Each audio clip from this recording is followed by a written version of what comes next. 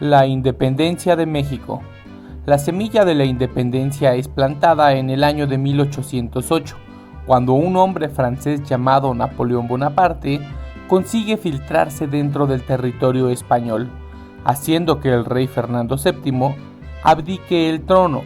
Esto tendrá repercusiones en todas las colonias del rey español, ya que los virreyes pierden su autoridad, porque en ese momento no hay un rey español a cargo del imperio. La Guerra de Independencia, además de estar dotada de un carácter libertador, también lo está de un carácter unificador, ya que tanto los criollos como los indígenas y los mestizos tenían un mismo objetivo: conseguir que el territorio se gobernara de forma autónoma, básicamente porque ya no había un rey que fuera el dueño de esas tierras. Antes de ir de lleno al tema, me gustaría que seas capaz de diferenciar entre los siguientes dos términos. Cuando hablemos del ejército realista, hacemos referencia a aquellos que defendían a la Nueva España. Cuando hablemos del ejército insurgente, hacemos referencia a aquellos hombres y mujeres que estaban decididos en establecer un gobierno autónomo. Básicamente, son los que se levantaron en armas en contra de las autoridades gubernamentales de la época. A continuación verás en pantalla algunos de los factores que contribuyeron a la independencia de México. Por cuestiones de tiempo, no vamos a desarrollarlos, pero si te interesa, puedes mirar una serie en mi canal llamada Del Virreinato a la Independencia de México. Antes de que iniciara la lucha armada que todos conocemos, hubo algunas personas que intentaron hablar con el virrey apoyando la idea que ante la ausencia del rey español, el poder debía recaer nuevamente en el pueblo. También hubo otras propuestas en las que se decía que era necesario independizarse de España, antes de que las colonias pasaran a ser controladas por los franceses. Inicialmente estas ideas eran apoyadas por el virrey Iturrigaray.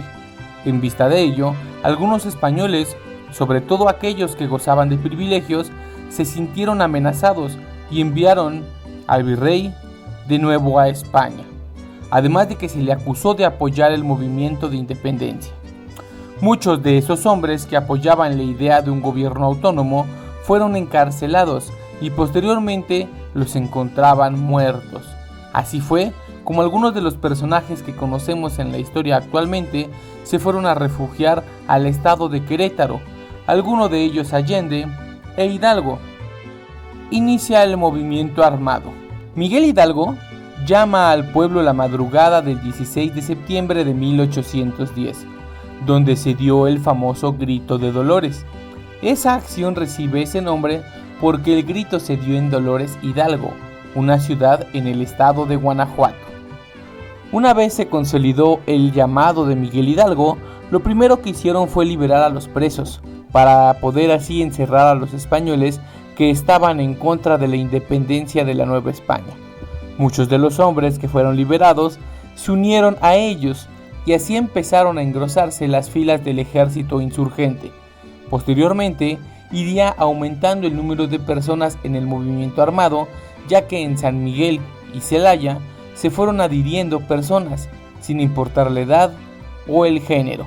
El número de personas en el movimiento pasó de ser unas decenas a miles en poco tiempo, y ello dejó como consecuencia que la masa de gente que crecía a pasos agigantados careciera de disciplina, además de que por el hecho de ser un gran cúmulo de gente, tenían que buscar un lugar en el que encontraran una buena cantidad de alimento. Por ello decidieron dirigirse hacia la Alhóndiga de Granaditas, ya que una alhóndiga era un lugar en el que se comerciaba con cereales y otro tipo de alimentos. El equivalente al asalto de ese lugar sería algo así como asaltar un centro comercial en la actualidad. Allí, en la Alhóndiga de Granaditas, no quedó vivo ninguno de los defensores.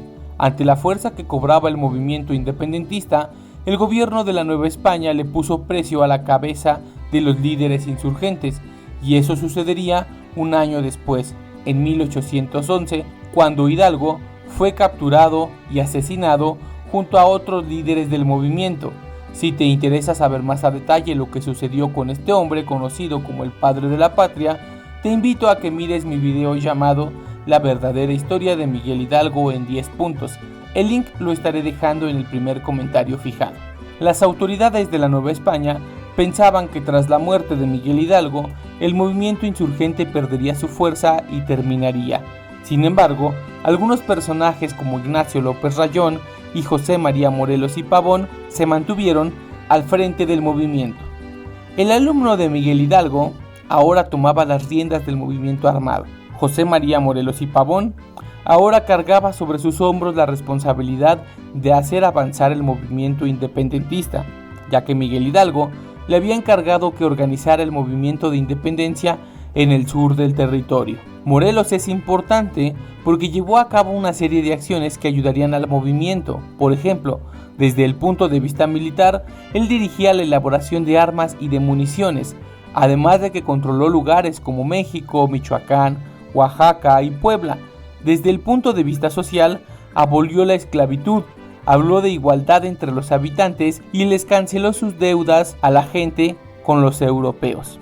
Además de que escribió los sentimientos de la nación, pero de ello hablaremos más a fondo en su biografía, que también la puedes encontrar en este canal.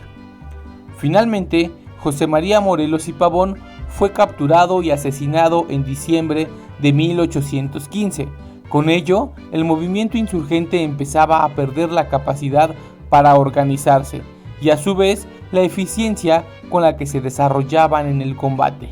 Tras la muerte de Morelos, fueron muy pocos los hombres que se mantuvieron con deseos de luchar. Uno de ellos fue Vicente Guerrero. Los demás habían sido disuadidos de mantenerse con las armas en la mano, a consecuencia de que el nuevo virrey, Juan José Ruiz de Apodaca, les había ofrecido el perdón a quienes habían participado en el movimiento armado, y muchos de ellos lo aceptaron, pensando que mantener la lucha en pie sería en vano. Los hombres que se mantuvieron firmes ante el conflicto tuvieron que desarrollar nuevas habilidades para el combate, siendo así como empezaron a hacer uso de la técnica guerra de guerrillas, con la intención de diezmar lo más que pudieran el número de activos en el ejército realista. Es importante mencionar que con la llegada del nuevo virrey también desembarcaron en la Nueva España un gran número de refuerzos para el ejército realista. Cuando el fuego intenso de la independencia parecía apagarse y no quedar más que humo y cenizas, llegó a la Nueva España en 1816 un hombre llamado Javier Mina, español, quien contra todo pronóstico se opuso directamente ante el rey español, declarándose abiertamente como partidario de la independencia de la Nueva España. Este hombre, además de convertirse en un grave problema para las autoridades virreinales, consiguió una serie de victorias que volverían a encender la llama por el deseo de la autonomía, dejando como consecuencia su muerte en el año de 1818. A partir de ese año, y faltando solamente 3 para que se consumara la independencia, aunque obviamente ellos no lo sabían, uno de los grupos que más habían resistido era el de Vicente Guerrero, y nuevamente, al otro lado del mundo, sucedería algo que influiría directamente en el futuro de la Nueva España. En 1820, en España, el rey Fernando VII se vio obligado a jurar una constitución de carácter liberal, y Vicente Guerrero consideró que era un buen momento para pactar con los jefes militares la paz. Pero inicialmente lo rechazaron.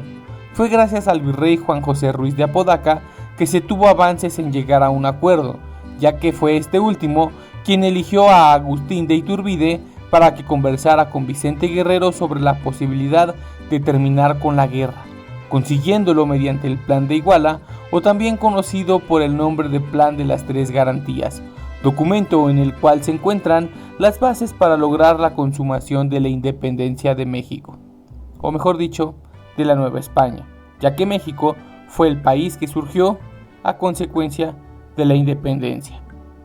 Si quieres saber más sobre Vicente Guerrero y Agustín Iturbide, puedes echarle un ojo a mi canal.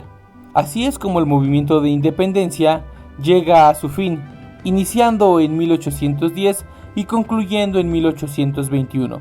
Sin embargo, España no estaba totalmente de acuerdo con ello, por eso se daría el intento de reconquista española en el año de 1829, fallando en el intento, pero aún así sin reconocer a México como una nación independiente, siendo hasta 1836 cuando España reconoce oficialmente la independencia de México.